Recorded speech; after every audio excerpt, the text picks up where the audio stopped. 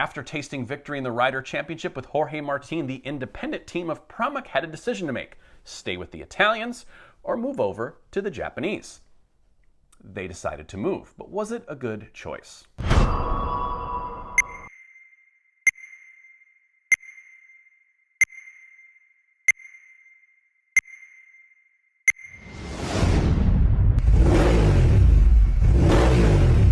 Welcome back into another edition of MotoGP Midterm Report Cards for the 2025 season, and today we're talking about Pramac Yamaha.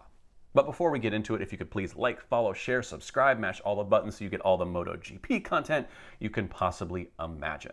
Now here we're talking about a team that had the world title in their hands last year with Jorge Martin. Not very many independent teams get to say that, if any. Independent teams don't win the world title, but they did.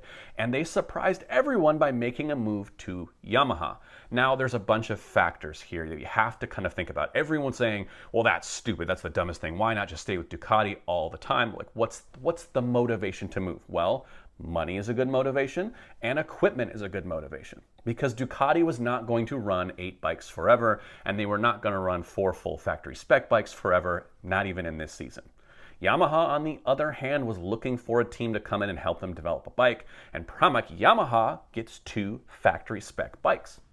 So that was a little bit of the motivation. Obviously, they struck a really good financial deal, and so that's why they make their move. And so when I say, did they make the right choice, there's a lot of factors to consider, and you can make your own decision of whether or not they did. But I want to dig into the riders before we get into the team, and we're going to give some grades out, some report card grades coming for Jack Miller and Miguel Oliveira. And we're going to start with Jack, because Jack Miller has had a halfway decent season. Now, I don't think he's blowing anyone's socks off with his result, but his qualifying hasn't been half bad. He's been on the front 2 rows a couple of times from a Yamaha bike that's supposedly terrible and only Fabio Quartararo can make go fast.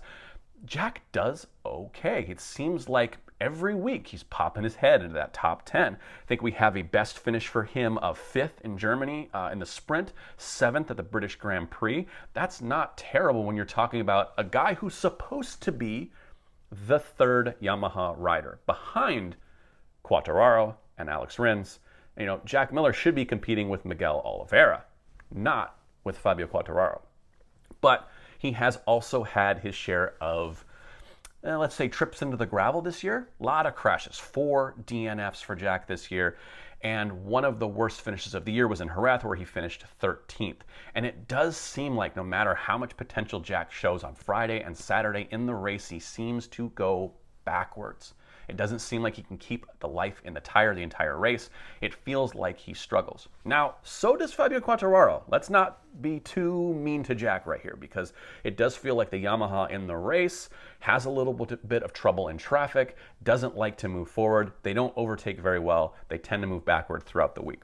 So what can we say about Jack? I mean, where were my expectations for him this year? I was kind of expecting him to be in the top 10 most of the time, I think, just his experience, and it felt like the Yamaha was getting better in that in that time attack, 1 lap kind of area. So I think what I really wanted out of Jack was 1 or 2 Cinderella stories mixed in with a lot of mid-pack running. And it felt like his biggest Cinderella story this year could have happened in France in those mixed conditions. It's conditions he's amazing in, and he crashed. I think that race was his to lose, and he lost it. And Johan Zarco got to sing his Cinderella story. It's just, that's how it worked. The big upside for Jack, and the thing that he's really there for, is to develop the bike. Everyone is going to say that to you over and over again. Jack isn't going to be there to necessarily score points, win championships, win an independent team title or anything like that. He's not to hang out and park firmly as the 4th bike. That's not really what he's there for. He's there to develop the bike, because he's ridden basically every single bike in the paddock. And you heard this when he was at KTM. The KTM folks were really saying he brought so much knowledge over from Ducati. It really helped them develop the bike and push it forward. Unfortunately for them, that project didn't really work out. It didn't really feel like Jack was getting the bike, from that feedback. He wasn't getting the bike back that he was expecting. Was getting a little frustrated. He kind of thought, from watching other podcast episodes with Jack Miller and other quotes, I think he kind of feels that KTM is just looking for just a breakthrough every week, not this kind of inches and millimeters and steps. What do we say? Milliseconds and millimeters, whatever I said before on a previous episode. They weren't really doing that, and so Yamaha definitely has that approach. They're going to go step by step. They're going to try to develop this bike, and Jack is a huge, huge feather in their cap when it comes to that. He knows what he's doing. He knows how to develop a bike. At least we think so. I think he's a good asset to that program. Is he exactly meeting my expectations as far as results? Not really. Too many DNFs. 4 DNFs is a lot. And the fact that even when he starts fourth on the grid, he's just moving backwards so quickly. I want to see him at least be able to hold a position. As we see from Quartararo, is him get there and at least be able to hold a top 6, a top 8. And Jack just isn't quite doing it. 13th, not good enough. Finishing behind riders he should not be finishing behind. So on the other side of the garage, we have Miguel Oliveira. It's mostly bad news. Yes, he's been fighting injury, a bad shoulder injury. He's missed 4 Grand Prix. This were 4 rounds, Grand Prix and Sprint. So he's missed a lot of time on the bike. Recovering from injury, riding these beasts at full potential when you're not 100% is really hard. I'm not going to pretend I know what that's like. But I do know what results are, and the fact that his best result this year is 14th. I don't even want to talk about his worst result. 14th is your best result is tough to swallow. He is, not dead last in the championship because Shumkat Chantra only has 1 point. Miguel Oliveira has only scored points on 3 of the Grand Prix weekends in the first half of the season. That's it. 3 weekends where he has scored points. He has 6 total points. Now, yes, I will say it again, and people are going to come at me. Well, he's missed a lot of time. He's injured. Yes, he has. But Pol Espargaro has only scored points in 1 Grand Prix weekend and has more points than Miguel. There are too many test riders finishing in front of Miguel that have points. The only full-time rider behind Miguel in the points is Shumkat Chantra. No one else is even anywhere near him when it comes to full-time riders. 6 points over half a season is just not good enough. And there, especially when you're looking at the Yamaha, you're looking at a full factory Yamaha that you've been given. You're looking at a team in Pramac that knows how to get riders set up for a weekend. This isn't a new team. These are guys who know what they're doing. Yes, it's new. They're new to the Yamaha ecosystem. They're new to the bike, but they perform. They know how to perform. They know how to get the best out of this bike. And Miguel Oliveira is not a slouch. He has 5 MotoGP wins. That's more than a lot of riders he's racing against. So where his form has gone, is this all injury? Is this confidence? What exactly is this? Not him mixing not well with the Yamaha. It does ride a little bit different than the KTM, going from the V4 to the inline 4. I don't know all the ins and outs of it, but you have to look at him and go, this is a massively disappointing season in every stretch of the imagination. The one thing I also noticed, Jorge Martin has more points than Miguel Oliveira. Jorge Martin famously missed almost all of the season, has had 3 of the nastiest injuries you will ever see, and tried to quit his job, and has more points than Miguel. Does not bode well for your grade in this report card. But before we get to the grade of the riders, I do want to talk about the team. Because we have 3 weeks, we're talking about non-scores being a really big factor for this team. We have 3 weeks this year where neither rider on a Pramac has scored any points. Big fat zeros for the Pramac team in 3 race weekends. They are dead last in the team standings, behind factory Honda, who can't keep a rider on the bike. They can't keep Joan Mir upright.